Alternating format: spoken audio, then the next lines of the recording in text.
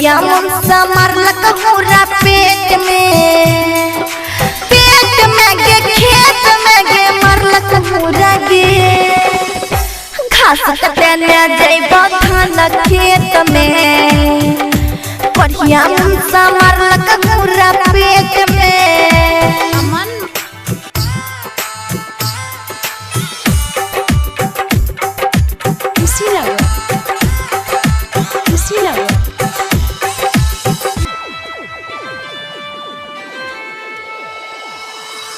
और कहल के तोरा बाप के खेत में नहीं छौ लागल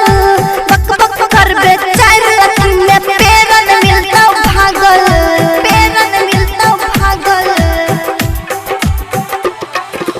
और कहल के तोरा बाप के खेत में नहीं छौ लागल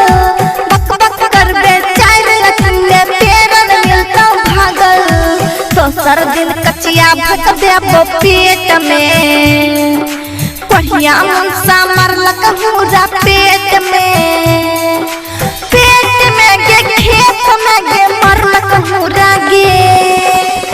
घास कटने जइबो धान खेत में बढ़िया मुंसा मारलक पूरा पेट में घास कटने जइबो धान खेत में।